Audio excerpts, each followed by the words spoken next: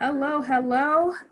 You are joined in with us as it relates to HBCUs Educate webinar series sponsored by NASPA Region 3. I am Dr. K, and today we have a very special topic, as all our topics are, but I think this one is more particular to what we are experiencing in these days.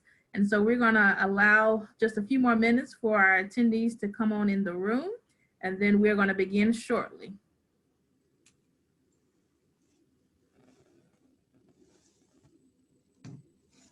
I also want to note that you have the option to make comments in the chat, as well as post your questions in the Q&A function. We will have Q&A at the end of the presentation, but if you have questions that come up throughout the presentation, please list those in the Q&A, and we will do our best to get to those during the Q&A section of this webinar. Once again, we're going to wait about a minute or two to allow more attendees to come on in the room.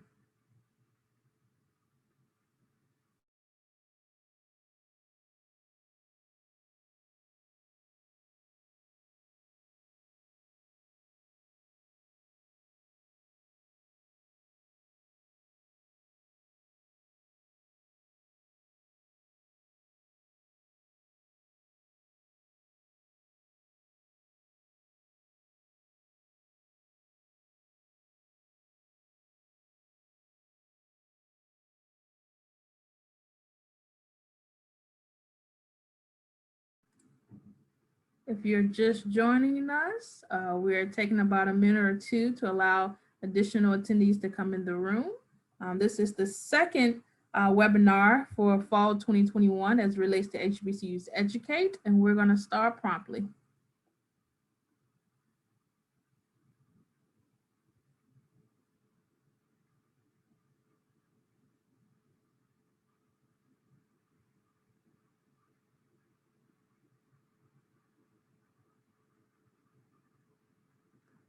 All right, so once again, this is Dr. K, and I am so excited to be hosting the HBCUs Educate webinar series sponsored by NASPA Region 3. And today, our second webinar for fall 2021 is Preserving Self in the HBCU Workplace. And we have Dr. Tayari Wilson here with us from Sam Houston State University, and I'm going to give it over to her. Awesome. Thank you so much, Dr. K. I appreciate it. And I am super excited about just having the opportunity to speak to this very important subject. As you all can see, the topic, of course, is preserving self in the HBCU workplace and honoring the work through self-preservation. My name is Dr. Tayari Wilson. I'm a licensed mental health counselor and psychologist, and I am very much passionate about the work that we do in the HBCU spaces, but more importantly, how we preserve ourselves as well as the work that we all do.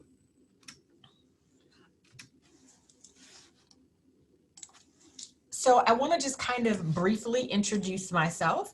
And in doing so, again, of course, I'm a licensed mental health counselor and psychologist. I also serve as the Associate Director and Deputy Title IX Coordinator here at Sam Houston State. But I've also had the privilege of serving as a director in HBCU spaces, PWI spaces, as well as in K through 12. I'm a mental health advocate, a wellness enthusiast, as well as a published author. So it's very important to me that as we move forward in doing the work, that we also preserve ourselves, take care of ourselves, and make sure that the work that we do is lasting and that we're able to kind of establish those legacies that are so important to us as individuals as well as collectively for our institutions and for the students that we all serve. So let's kind of just go ahead and jump right in. When we think about self-preservation, what is self-preservation, right? When we look at how self-preservation is defined, it says that it's the protection of oneself from harm or death, especially regarded as a basic instinct in human beings and animals.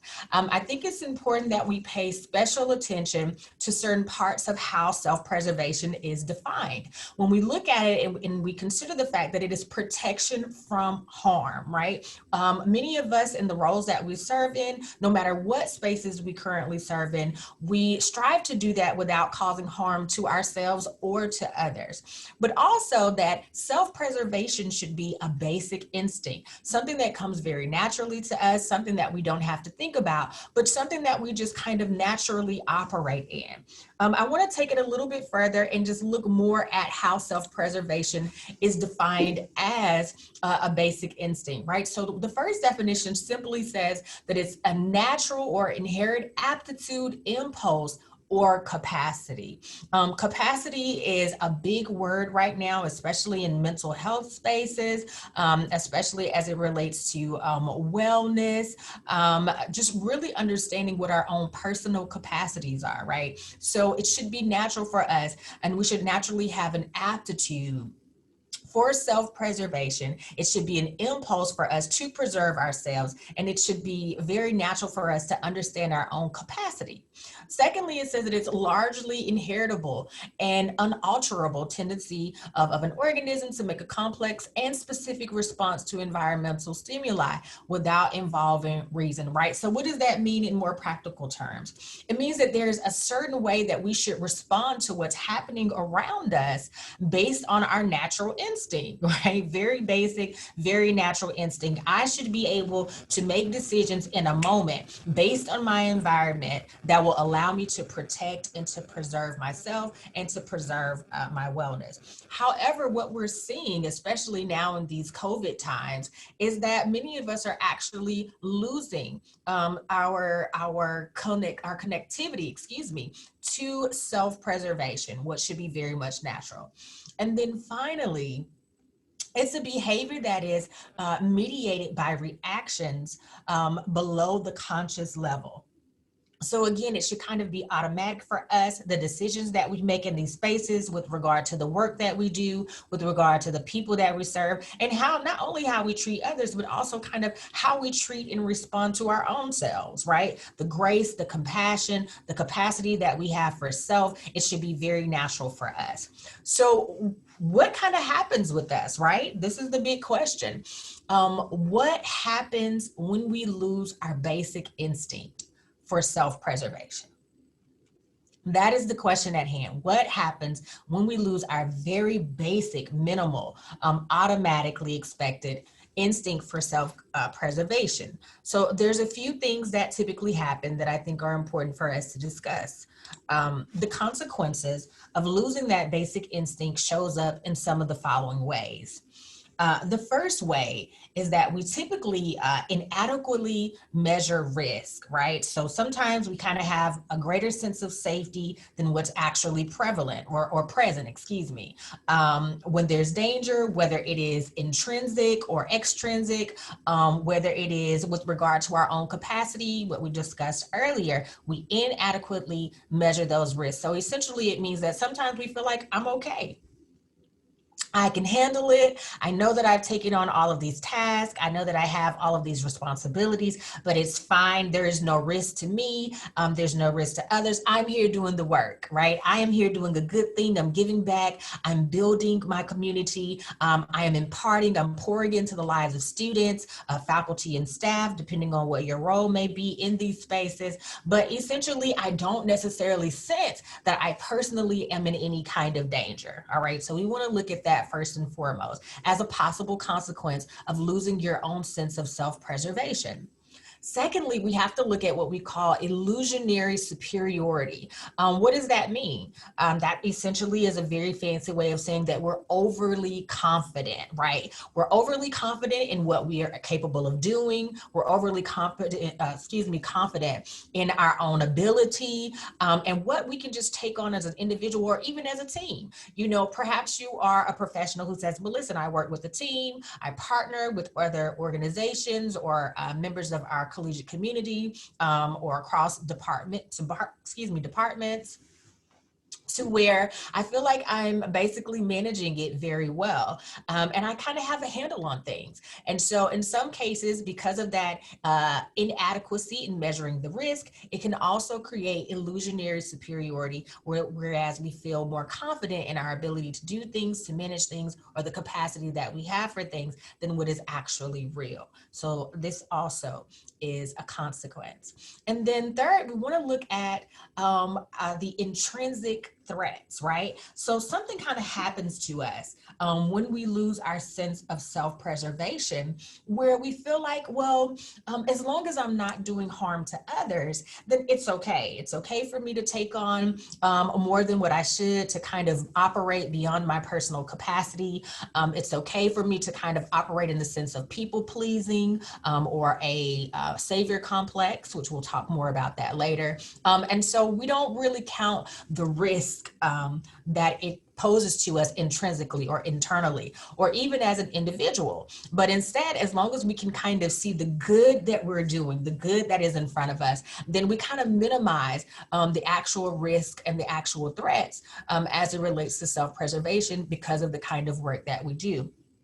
And then finally, we minimize the altruistic perspectives, right? So what does that mean for us? Essentially, it means that we don't consider how when we lose our sense of self-preservation, how it's going to impact those that we are connected to. If something happens to me, what does that mean for my family? What does that mean for my friends? What does that mean for the community that I do serve? How is that going to impact my institution, students? How is it going to impact my colleagues, right? We kind of really minimize the impact of what happens when we lose our sense of self-preservation. So in this process that we are about to go through today, I really want to kind of talk about the importance of us understanding those consequences first and foremost, and then secondly, what we need to do as we move forward so that we don't continue to move in such a way that demonstrates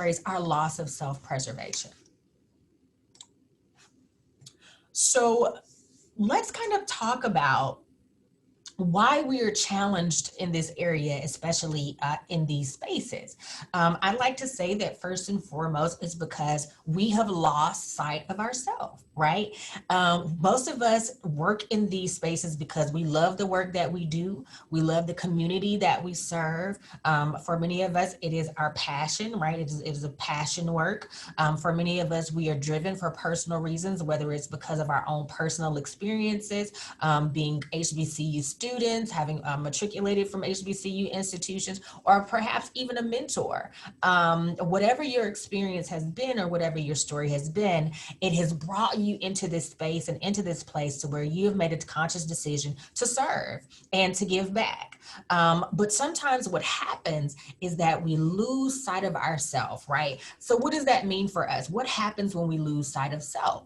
Losing sight of self, or who we are, and becoming what we do allows us to override our instinct to preserve ourselves.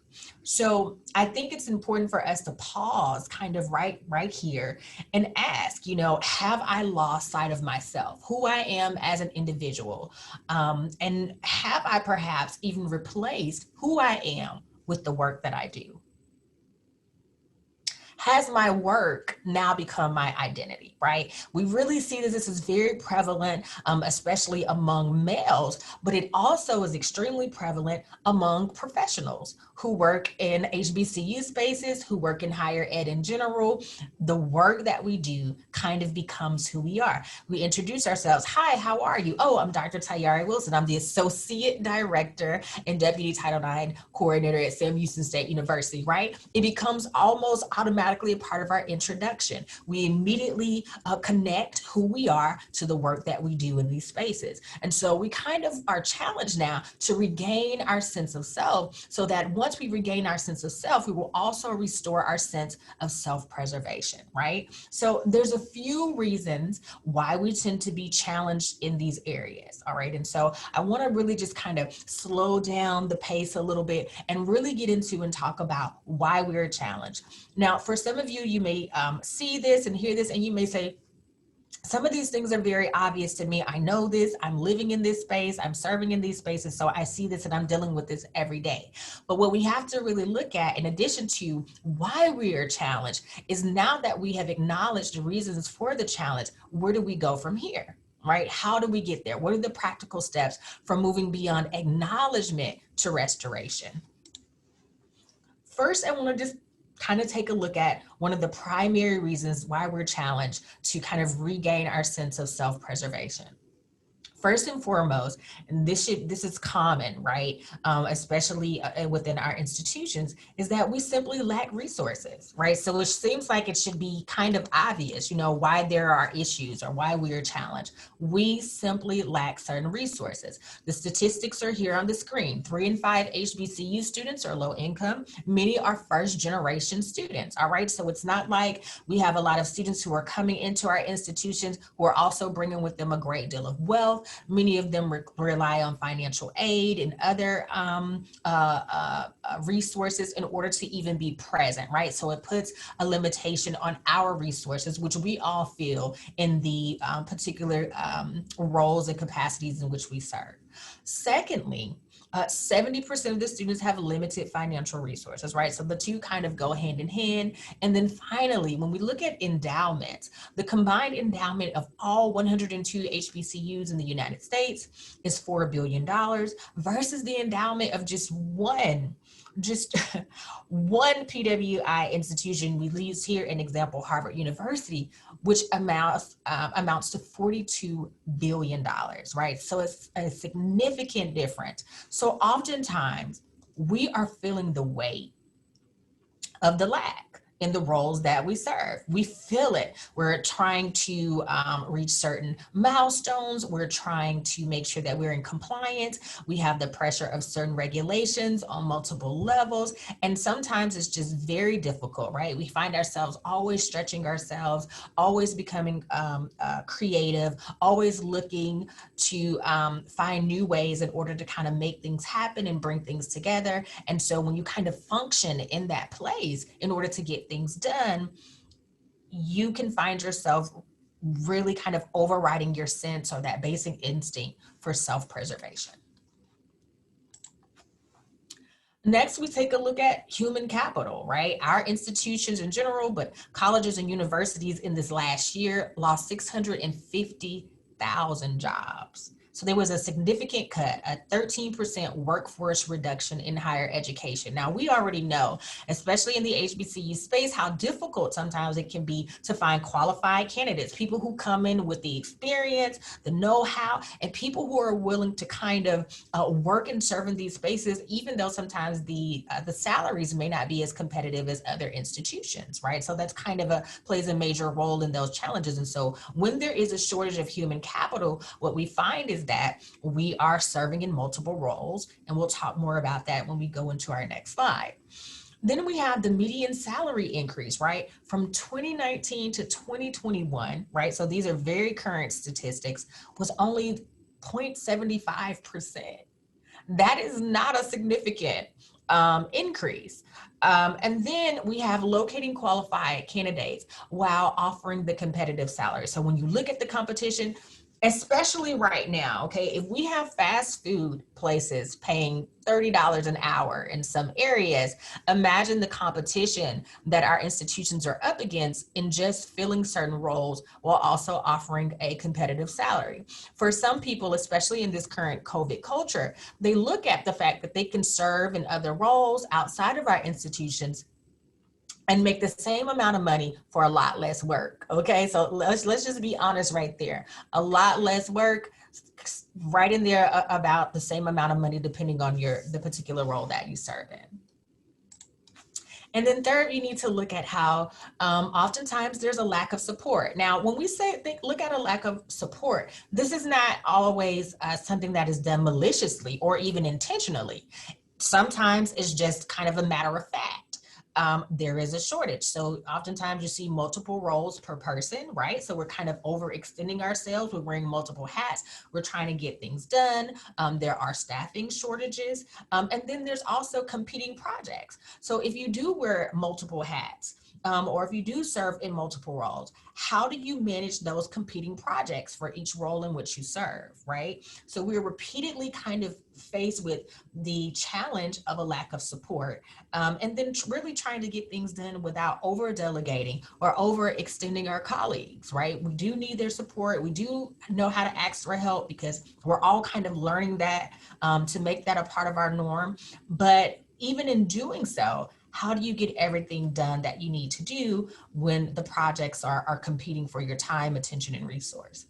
And then we have prioritization, trying to determine what takes priority, especially again, when you have local, you have institutional requirements, you have federal and state regulations and requirements, and different mandates that many of us are required to meet. What is the priority? How do we get it all done? And then finally, the need for alumni, volunteer, and community support. You know, it really varies from institution to institution. That determines what kind of support that you have for your department and your role, for your institution in general. And so all of these things really contribute overall to a lack of support. And again, not that it is intentional, but the fact that we are all oftentimes overextended, just kind of automatically because of the demand that's placed on us and the roles that many of us serve in. We also want to look at time limitations. Again, remember, we're talking about why we are challenged to really move in self-preservation. Time limitations really hinder our ability to preserve self. We have deadline demands, again, program regulations, compliance requirements, and then we also have work-life balance, right? You hear a lot of that these days, a lot of talk around work-life balance. Now, if you're like me, there was a time in pre-COVID times where that didn't even exist. Work-life balance, what is that? That's foreign. That was foreign for me, right? It was more so about working until you got the job done, doing whatever was required to make things happen, right? Not being a burden to your upline, not being a burden to your institution, but rather being viewed as a person who brings resolve, who provides solutions, a person who helps to kind of carry the load and getting the job done. And so the pressure of work-life balance can also contribute to the loss of self-preservation when you don't have a sense of that balance, right? Or as some people like to say, we don't believe in balance because balance means that there is equal access or equal time contributed, but more so the harmony of the two and really understanding where the priority or the importance is placed. Then we have our workload demands, of course, right? Meeting the demand. And then finally, relationship building. We talk about relationship building often, but let's be honest, it requires time. You can't really build relationships that are strong or lasting without putting time in. That means I have to be willing to communicate. I have to be willing to have the conversations. I have to be willing to have the discussions, the meetings, present ideas, present solutions, meet. All of these things require time. The exchange of ideas and information that comes through relationship building simply requires time. All of these things, every one of them, put us in a position where we are challenged to maintain our sense of self-preservation. And then finally, we're challenged because of inefficient processes. Again, this is not necessarily intentional. It may be linked to what we talked about earlier as it relates to a lack of resource, the cost in order to create, to maintain, oh my goodness, to maintain these efficient processes that sometimes we're able to put in place. And all of these things are linked to technology. Technology is amazing, but of course it costs, right? Innovation, cost. And then looking at the challenges of tradition. Do we continue to do things in the way in which we've also done them, or do we meet the demand of change that creates change? which then again demands that we have more money, more finance, more resources dedicated to being able to actually implement that change. And then solidifying approvals, right? Sometimes we can be efficient in creating solution, but oftentimes if the solutions that we have created are not well received, or if our processes in solidifying those solutions take a great deal of time, it can create a sense of frustration, burnout, and sometimes even imposter syndrome. It causes us to question ourselves. Am I in the right place? Should I even be here? Am I being effective? Do I actually belong? Do I actually fit in this particular space? So it can really create a lot of questioning around the processes, and a lot of questioning around our ability to preserve ourselves. And then again, funding, which is the very last thing, ties back into everything that has already been stated and listed. How do we actually fund the processes that that are efficient for the work that we do? All right. So here I want to talk about what we like to call presumed solutions. If you're like me, you probably are all talked out around self-care, self-care, self-care, self-care. What's the answer? Self-care. Burnout? Self-care. Overwhelmed? Self-care.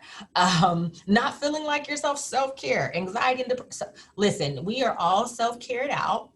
Not as it relates to actually doing the work, but just the language and the conversations, just the discussions around it, right? I feel like for the most part, we've heard it all, right? And so, this includes certain practices such as, the importance of establishing boundaries and what that looks like and how that's a necessity for us now, right? But if you are very much like myself, sometimes that can be difficult to do because of the weight of the demand, right? We're all trying to be effective. We all want to be efficient. We all want to establish a legacy for ourselves and our institutions. We all want to be impactful in the lives of the students that we serve. So sometimes this can be difficult, but of course, it is doable, right? So we've heard this: establish good, healthy boundaries. We also have heard about delegating, right? But as I just talked about earlier, there is something called over delegating, right? You can wear your team out. You can kill the morale of the people who work with you, who work for you, and alongside of you by over delegating. And then sometimes there are certain things that require your specific touch because of your level of expertise or understanding or relationships that you may have built, and you may not be able to delegate. But of course, now we are being more effective in delegating. And then the use of paid time off, right? We are being encouraged to take the time off, right? Now, in some cases, this creates somewhat of a double bind because when we're off, we're thinking about all of the things that we have to do once we return back to the office, right? Oh my goodness, I so needed this vacation, but when I get back, I know I'm going to have another 200 emails, or I know I'm going to have new projects or new challenges that I'm faced with because of the time that I was away. So sometimes we find ourselves again in a double bind. And so we find ourselves stressed in taking the time that we need, which also contributes to a loss of, guess what? Self-preservation. Okay. We're doing a better job with our time management, right? We have all of the tools for that. We have our calendars, we have our Apple products, we have our reminders, we have our Outlooks, whatever. We have all of those things. And we're really starting to kind of manage and take more control and have more control over how our time is spent with regard to our day, how our days go, the way things flow, and when we do what and how much time. So we're really improving in that area. And then finally, rest, right? In the last year, rest was not an option for us. In some instances, and COVID made sure of that. When we were in quarantine, you really had no choice but to rest, right? Some of us, because the world was shut down, we were kind of forced into a sense of rest. I believe that we kind of have a better handle on that now, right? Because of how things went, and we all see how delicate we all are, how fragile we all are as it relates to our wellness and taking care of ourselves. So all of these are helpful mechanisms as it relates to self-care, right? So certainly these are all good things. If you're already employing them, I would say to you, continue to employ these practices and go beyond it, just like you see in the illustration, here on the screen. But I want us to actually go beyond that, okay? So this code says that workplace initiatives focused on individual self-care and work-life balance aren't only doomed to fail, but they make us worse. They make us worse. And so you may be wondering, like, well, how is that possible? If we're encouraging self-care, if we're encouraging work-life balance, why are they doomed to fail, and why do they make us worse? Well, I'm about to tell you why. So here are a few reasons why it doesn't necessarily work. Is because our institutions normalize certain things, right? So it's kind of about the culture of our HBCUs, the culture of our institutions. First and foremost, we kind of normalize the idea that productivity equals worth. If I'm not being productive, if I'm not producing for my institution, then what is my worth to this institution? What is my worth to the people that I serve? It kind of causes us to bring into question our own personal worth if we're not as productive as we believe we should be in order to get the results that we're expected to produce. Next, we normalize a mindset that says that you get out what you put in. How many times have you heard that? Oh, oh my goodness. Oh my goodness. I have heard you get out what you put in probably as far back as what I can remember, maybe like age 5. Probably since about age 5. You're going to get out of it what you put into. Work harder, do more, stay later, right? Make a greater impact, bring more education, do more prevention, bring more awareness, right? Or what have you as it relates to your specific field. So it really challenges our ability to implement self-care and have work-life balance when we move in a certain mindset simultaneously that says productivity equates to worth, or you get into what you put out. We also normalize burnout. Very normal. Now, if you're watching this, if you're participating and you are the person who says, someone asks you how you're doing, and externally you may say, I'm doing great, I'm fine. But internally you're saying, I'm tired. But you're telling yourself, but I'm tired every day. Every day I'm tired. When tired and burnout becomes normal for you, it's very difficult to move in self-care. It's very difficult to move in work-life balance. And you likely have already lost your sense of self-preservation. It really goes back to speak to what we talked about earlier about those intrinsic threats. You're not thinking about what it's actually doing to you because it has now become normalized. It's a part of who you are. Then we look at the ideology that everyone is willing to go over and above. If it's not uncommon at our institutions for us to kind of just expect people to take on whatever is being asked of them. Whatever we need to be doing, we know that they're going to do it because, look, we're all here for the cause. And nobody wants to be the person who says, I couldn't do it. I wasn't there. I didn't show up. I dropped the ball. No one wants to be highlighted as the person who demonstrated a behavior that says that I'm not available to show up for the people that I've been tasked to serve, right? So it kind of also contributes and normalizes this very unhealthy way of thinking. And then finally, if you rest, and I believe if you're like me, many of us, especially in the South, grew up kind of with this mindset, that means you're lazy. What do you mean you're taking the day off? What do you mean? Where are you going? Oh, nice of you to join us. Nice of you to show up. Welcome back. Oh, we're glad you decided to come back to work. Oh, are you working or just, so we're sarcastic about it. We're, kind of condescending in certain ways in our language and how we handle each other about it when people decide to take time to rest. If people decide to sleep in and show up late, if they decide to leave early in order to rest, it's not really something that's celebrated. And so although there's a lot of talk about kind of normalizing your self-care, normalizing rest, and establishing those boundaries and doing what you want to do, because mental health is very trendy right now, it's very popular right now. It is a major topic of conversation right now. But ultimately, how do we move beyond that? and really, really use this to kind of shift the culture at our institutions so that we can preserve ourselves and our legacies, right? We don't want the work that we do to expire with us, right? When that time comes. And we don't want to expire prematurely because we fail to preserve ourselves, right? I believe that one of the worst things that can happen is for us to serve in a place for a season and have no successors or no one that we can kind of impart things to, no one that we can kind of teach things to, no fruit through our mentees or our sponsorees or whatever the language is there, because we fail to preserve ourselves. So we are beyond the time to shift our cultures and to move beyond self-care and work-life balance. All right. We also have further considerations, right? So additional things that we must also take into account as it relates to preserving ourselves. And these two things are very important. So, and most of us probably have heard about them, but I want to kind of discuss some of the symptoms in detail. First and foremost, we have COVID apathy. And then some of you may or may not be familiar with what we call pandemic flux syndrome. All right. So these two things are very much prevalent in our HBCU spaces because many of us were already overworked and overextended prior to COVID.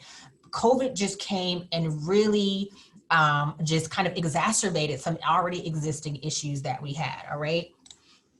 When we talk about COVID apathy, it's going to include a lot of symptoms that are very much similar to burnout, like low energy, difficulty focusing, limited emotional capacity. You know, I just internally, I'm exhausted, I'm tired, I can't take anymore, just completely burn out. A lot of times from, emotionally speaking, you may even see yourself having a decreased drive. Maybe the pace in which you produced and moved and worked prior to COVID, you just don't have the energy for that now. You don't have the drive. It's like, I want to get some things done, but like, how do I remotivate myself? How do I push myself the way that I did prior to COVID and all of the things that we've experienced over the last 18 months?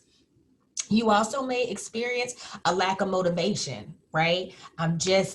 I just don't have it in me to do the work. I want to do the work. I see what needs to be done, but I'm struggling to be motivated, either internally or externally. The external reward is not enough. The internal rewards are not enough. Just really a struggle and really trying to kind of re-grasp what motivated you previously, or recognizing how what motivates you has changed over the last 18 months. And then finally, an experience sometimes with anxiety and or depression, right? So many people have experienced anxiety over the last 18 months and even more so since going back into the workplace. And then some even find themselves battling with depression. And I don't want to go too deep here in conversation here, but I do at least want to bring your attention to the fact that many of these symptoms can be attributed to what we're calling COVID apathy. Next, we have the pandemic flux syndrome. Now, this is very new, newly shared by researchers, but it's very prevalent as well. And also, the symptoms are very similar to burnout, but they include some additional things. So, the preference where people have a preference for worse conditions versus the lack of predictability, right? So, just kind of being in a state where we don't know what's going to happen next. We don't know what's going to happen tomorrow. I'm sure that even with what has happened in New York this week with the loss of medical personnel, because medical personnel who refused to get the COVID vaccine in New York, that they were layoffs. There were mass layoffs, mass firings as it relates to that. I'm sure that a year ago that those individuals didn't see that coming, right? This was something that was completely unpredictable, right? And so as it relates to these spaces, there's been a lot that has happened that's been unpredictable. But what pandemic flux syndrome says is that we would much rather live in worse conditions than to continue to have to live in a state that says, oh my goodness, we don't know what is going to happen next. We don't know what tomorrow is going to look like for us as individuals or for our institutions. Then we experience something called a depleted surge capacity, right, over the last 18 months. So this relates to the consistent state of fight, flight, or freeze, just constantly on alert, for 18 months is very unnatural for us, emotionally and mentally. We should not live in any of these states. And when the body kind of lives in a consistent state of emergency, what happens to us? Eventually we shut down. It makes it very difficult to preserve yourself if you have lived in a consistent state of fight, flight, or freeze. And then finally, if you find yourself having a desire to withdraw and or retreat, pay special attention to all of these things, because they can really, really minimize your ability to do what is necessary to preserve yourself. So what are the actual solutions for preservation in our spaces? That's where do we go from here? What is it exactly, Dr. Wilson, that we need to do? Well, Ted Bopper says that those most stressed by the circumstances of their work, which they can't control, are expected to reduce their own stress, right? So when we look at this quote, this speaks to our ability to have control over our circumstances, control over what happens in our life. And so there are two keys, all right, as we kind of move the presentation along and we kind of wrap this up. There are two keys to self-preservation that are extremely important. The first is autonomy, right, which is the right or condition of self-government, or the capacity of an agent to act in accordance with objective morality rather than under the influence of desire. So it is my ability to decide for myself what is best for myself and not allow someone else to tell me what is best for me. All right, just my own power to decide for myself and to have control over that, right? Not being mandated to do some things that maybe I don't want to do, or I don't have the capacity to do. I should not be expected to stay or to work so many hours beyond what was expected or beyond what was negotiated, because perhaps in this season I just don't have the capacity for that, right? So just and being able to make that decision without retaliation or punishment, right? So autonomy is the first thing. The second thing is control, which is the power to influence or direct, people's behaviors or the course of events, the power to restrain something, especially one's own emotions or actions. And then finally, a means of limiting or regulating something, right? If we want to operate in self-preservation, we need autonomy and we need control. Now, I get it. Sometimes we may be feeling like, well, listen, I just don't have control over some of these things. Some of this stuff is well beyond my control. And so we're going to talk more about the practical application of how you operate in autonomy and control. First and foremost, we have to operate in acceptance, right? This says that the whole is greater than the sum of its parts, right? What does that mean? It means that we function as a part of a team.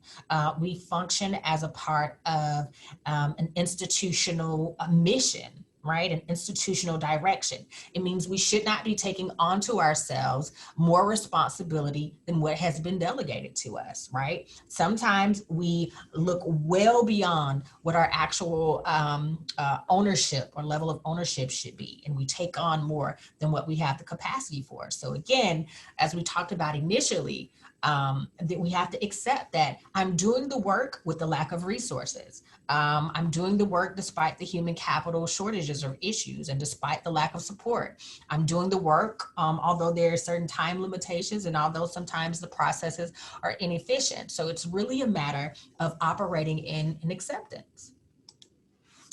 Secondly, it's about relinquishing control, right? If I'm gonna preserve myself, I must relinquish control. Now, if you're a person who battles, who really struggles with being in control of everything, being in control of the outcomes, being in control of every part of the puzzle, you may really struggle here.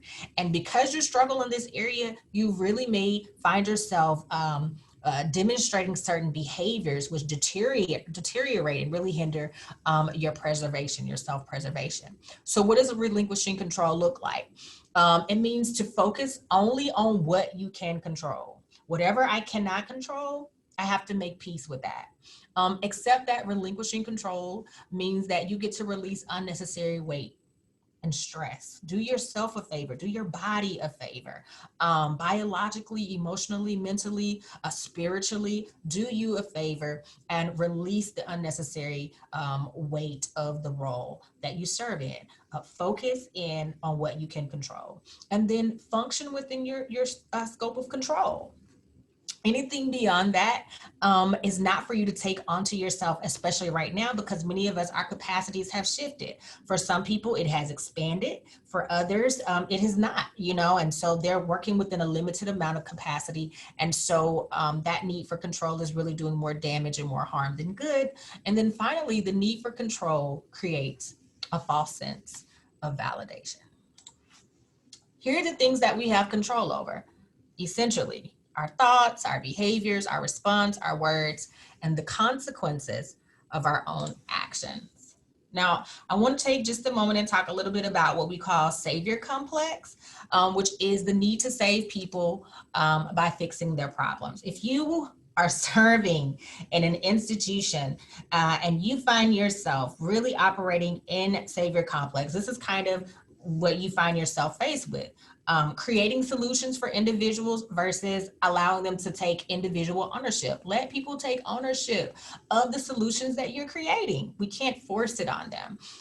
Providing access versus mandating access. You know, sometimes when we're trying to really fix things and help people, we want to make them do what we want to have them to do. And then responding to things versus reacting. Reactionary behavior requires a lot more energy. It requires a lot more effort. It's draining and depleting. Do yourself a favor, preserve yourself, and respond instead of reacting. And then finally, take personal responsibility, create teachable moments, and then finally, save yourself first, right? You can't pour from an empty cup. I'm sure we've all heard that before. And then next, we want to make sure that we are improving our emotional intelligence. Now, I'm not going to stay here long. I just wanted to kind of pull the chart up just so you can kind of see what emotional intelligence covers, which is, of course, your own sense of self-awareness, management, social awareness, and, of course, your relationship management. And then we want to make sure that we are working to improve our emotional intelligence. So this quote says, or emotional intelligence is described as the capacity to be aware of, control, and express one's emotions, and to handle interpersonal relationships judiciously and empathetically. So how do we strengthen that so that we are able to move in self-preservation? Well, here's a few ways. We have to learn the language that defines how we're feeling, right? When you feel a certain kind of way, how do you describe it? How do you recognize it? And then put language to that.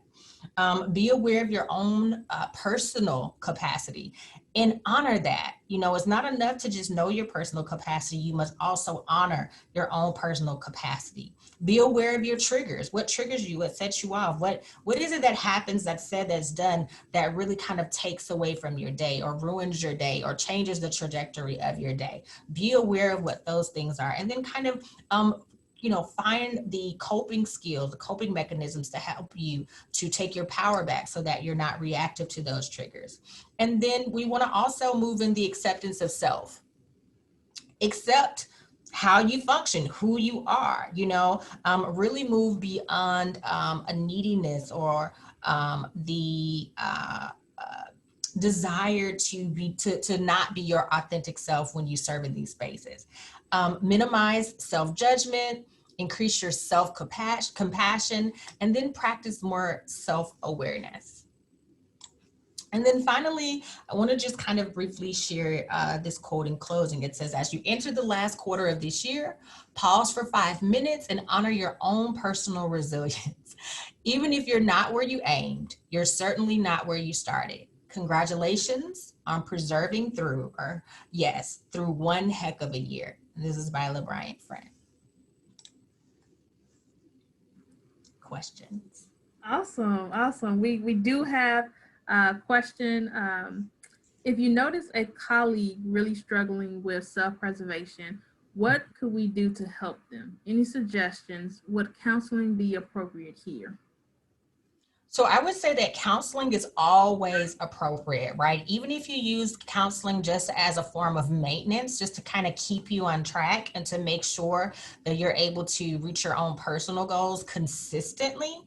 Even if you use counseling as a means of an accountability partner, counseling is always in order. So yes, I would suggest counseling, even if that just means, texting, email, giving your colleague a list of counselors in the area that maybe are BIPOC, BIPOC counselors or service providers that kind of specialize in what you believe they may be up against.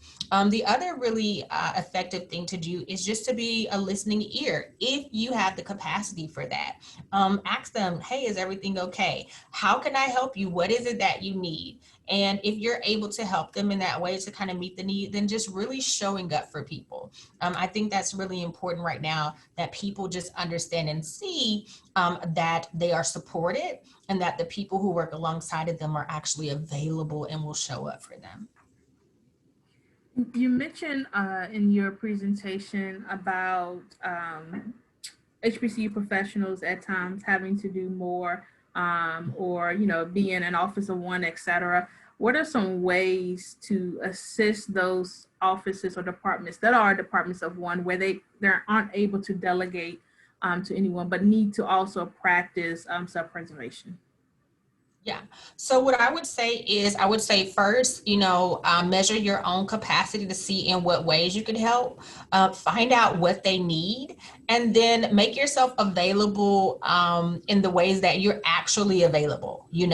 I would say don't take on something that you can't actually show up for them for. Don't take on tasks or assignments that may cause you to dishonor your own capacity, but ask them what they need, and then maybe even helping them to find resources or creative solutions, even if it's something that's unorthodox, something that's new or different that you don't typically do, or collaborating, partnering with other individuals or departments, creating volunteer teams to kind of take on some of those lighter duties. If it's just something like, advertising events or, I don't know, helping to set up and break down things, etc. Whatever that is, a lot of times you can find student organizations or local organizations or even alumni who are willing to volunteer and support. But oftentimes we don't have the help that we need, the support that we need, because we don't ask. And we have another question. Some may not know what their own capacity actually is. What could one do to try to figure this out first? So the way that you find out what your capacity is you kind of measure what you already have on your plate. I tell people, make a list, make two lists. Make a list of what you are responsible for and have taken ownership for that is an absolute necessity, like your must, right? Including the roles. So like if you're a mom, if you're a wife or a husband or whatever your role is. And then what must I do for my family? What must I do for my children? What must I do? Like if you serve in ministry somewhere or in the community or organizations, and then your institutions as well. And then what additional things have you taken on? And then kind of go from there. What can I eliminate from my plate? And at what point on this list of must do's do I begin to feel overwhelmed? So you have to be in tune with how you feel with your obligations. And then if you notice, or if you're feeling overwhelmed or tired or irritable or burnout, right? If you're starting to see the symptoms of the COVID apathy or the pandemic flux syndrome or burnout, then you go from there, from your list, and you start eliminating things, and you eliminate until you get to a place that's manageable for you, where you feel like yourself. That was the last question. I'll call for, are there any other questions for Dr. Wilson? Any other questions? All right. Seeing none, I want to personally thank you for taking the time out to provide this webinar. And it has been, at least I know for me and seeing some of the chat, been very well designed, some great tips, strategies, and also just bringing knowledge to self-preservation, a term that we typically utilize self-care. So thank you for that. And on behalf of NASPA Region 3, thank you for your talents, and thank you again just for the opportunity to share your wisdom. And I noticed that you have your contact information on the screen. So those who are attending currently and those who are going to be watching this for replay, I'm assuming that it's okay to contact you if they have any questions regarding your presentation and or just what do you do in your position. Absolutely. Sure. Awesome. Thank you again. No problem. Thank you. And that concludes our webinar for today. So thank you all for attending.